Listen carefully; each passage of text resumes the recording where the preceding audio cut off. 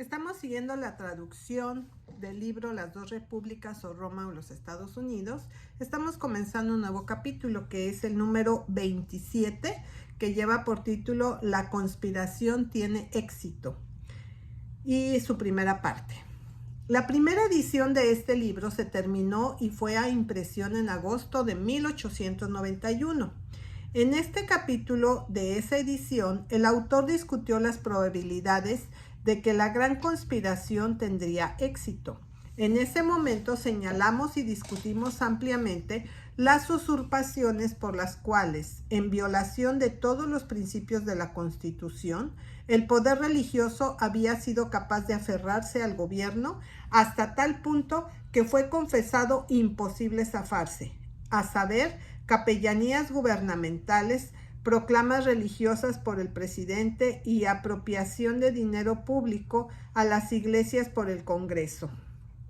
También expusimos los organizados intentos que se estaban realizando en el Congreso a través de la enmienda propuesta a la Constitución, reconociendo a la religión cristiana, y los proyectos de ley que proponen exigir la observancia del domingo por ley nacional. Citamos las contundentes palabras del Congreso, tanto del Senado y la Casa de Representantes, que se habló en el año de 1829 a 1830, cuando se planteó la misma pregunta de la siguiente manera. El gobierno judío era una teocracia que obligaba a las observancias religiosas, y aunque el comité esperaría que ninguna parte de los ciudadanos de nuestro país introducirían voluntariamente un sistema de religión de coerción en nuestras instituciones civiles, el ejemplo de otras naciones debería advertirnos que vigilemos cuidadosamente contra su primer indicio. Entre todas las persecuciones religiosas con las que casi todas las páginas de la historia moderna está manchada, ninguna víctima ha sufrido jamás sino por la violación de lo que el gobierno denominó la ley de Dios. Para prevenir un similar tren de males en este país, la Constitución sabiamente se ha negado a nuestro gobierno el poder de definir la ley divina. Extensas combinaciones religiosas para lograr un objetivo político son, en la opinión del comité, siempre peligrosa. Este primer esfuerzo del bondadoso exige el establecimiento de un principio que, en opinión del comité, sentaría las bases para innovaciones peligrosas sobre el espíritu de la Constitución y los derechos religiosos de los ciudadanos.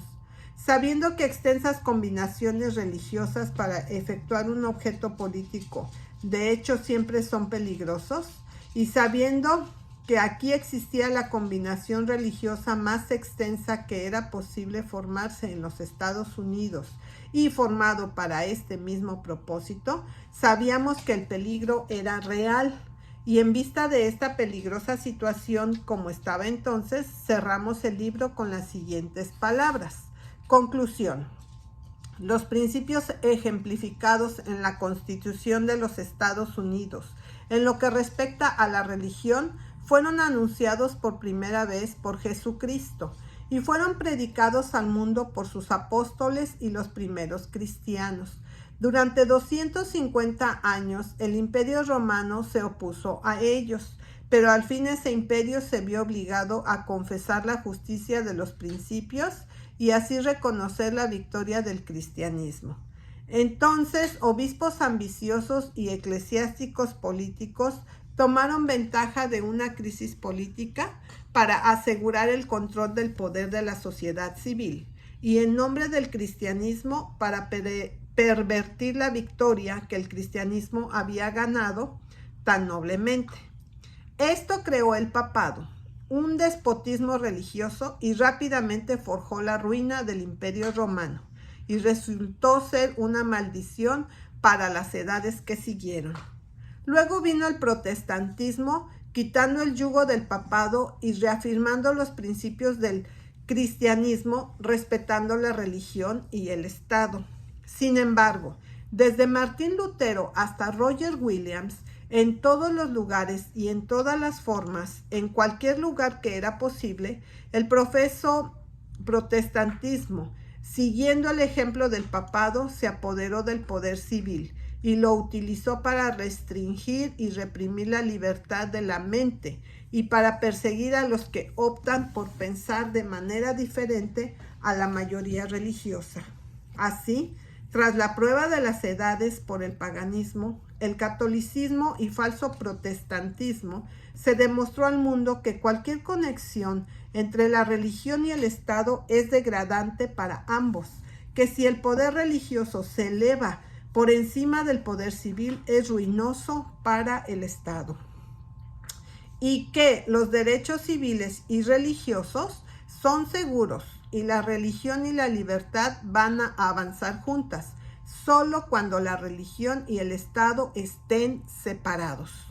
Y en todo esto fue demostrado por toda prueba la sabiduría perfecta y la justicia absoluta del divino principio enunciado por Jesucristo, que la religión y el Estado deben estar completamente separados, de que para César hay que entregar solo lo que es de César, mientras que los hombres deben ser dejados libres para dar a Dios lo que es de Dios, de acuerdo con los dictados de la conciencia individual. En la formación del gobierno y en la Constitución de los Estados Unidos, el triunfo de los principios del cristianismo, respetando el gobierno terrenal, estaba completo. En su integridad y por la providencia directriz de Dios, estos principios divinos fueron así establecidos como un ejemplo a todas las naciones. Sin embargo, en lugar de que estos principios se hubieran mantenido en su integridad según lo establecido por los padres de la nueva república, se ha permitido o efectuado por los que vinieron después una invasión constante, poco a poco, de la religión sobre el Estado. Cada sucesiva invasión ha hecho, por el precedente, no solo un trampolín hacia una mayor invasión. Hasta ahora, la demanda se hace de forma abierta, persistente e incluso poderosa, que el gobierno abandonará formal y oficialmente este principio fundamental y característico y se comprometerá a sí mismo al principio de la legislación religiosa. Legislación a favor del nombre y las instituciones de un cristiano profeso, que es solo comprometerse con los principios del papado. Si en las discusiones preliminares al establecimiento de este principio como parte de la ley suprema de esta nación, Madison podría decir eso. Si con los efectos saludables de este sistema bajo nuestros propios ojos comenzamos a contraer los límites de la libertad religiosa, no conocemos un hombre que también reproche severamente nuestra locura. Cuanto más enfáticamente puede decirse lo mismo sobre la experiencia de más de 100 años. Si frente a toda la historia en una mano y estos más de 100 años de experiencia en la otra, tal cosa debiera hacerse, no solo podemos preguntar, ¿qué nombre reprocharía demasiado severamente nuestra locura? Pero, ¿qué castigo sería demasiado severo para nuestra maldad? Si se hiciera tal cosa, ¿qué maravilla debería haber si esta apostasía nacional fuera la señal de la ruina? Y no tiene el movimiento para lograr este propósito, alcanzar la prominencia suficiente para hacer la perspectiva de su éxito digno de la seria consideración de cada alma que tiene algún amor por los principios genuinos de la religión de Jesucristo, o cualquier consideración por los principios fundamentales del gobierno de los Estados Unidos, o cualquier respeto por los derechos de la humanidad.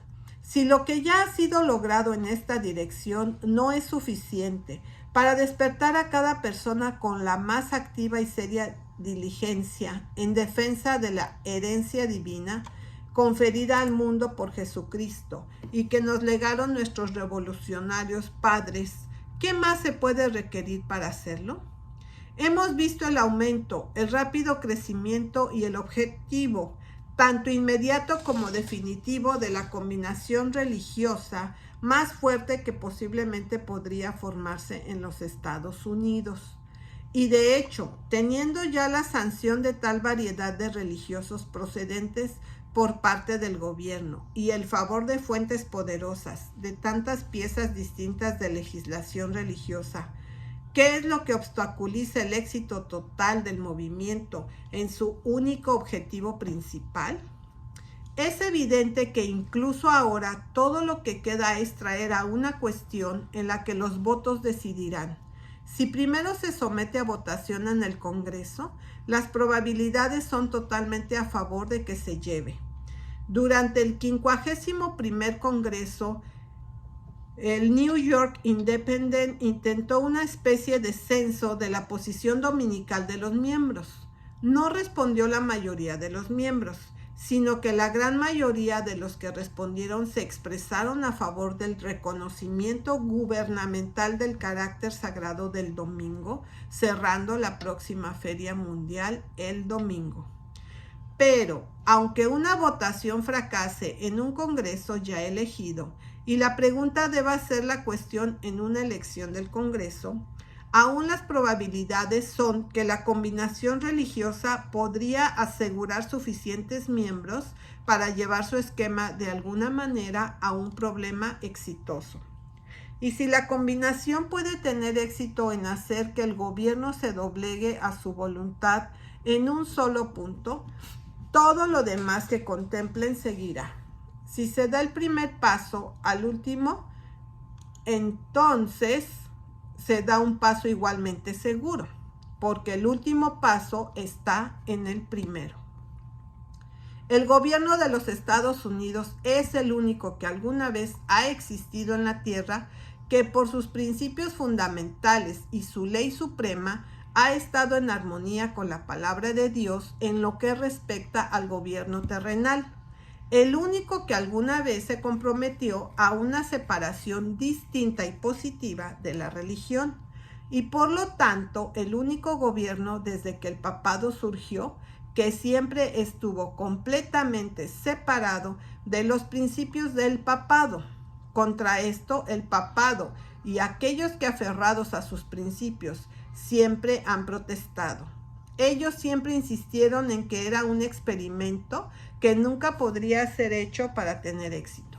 Sin embargo, a pesar de todo y en la cara de los principios canosos de la madre de las rameras, esta nación en la libertad y la iluminación ha sido la admiración de todas las naciones y en progreso ha sido la maravilla del mundo. Y la influencia que por estas cosas y sobre todo por su ejercicio absolutamente libre del derecho religioso, este gobierno ha ejercido sobre otras naciones, con seguridad y de manera constante, debilitó el dominio de los principios papales sobre ellos, hasta que incluso España, el hogar de la Inquisición, ha sido llevada a conceder tolerancia.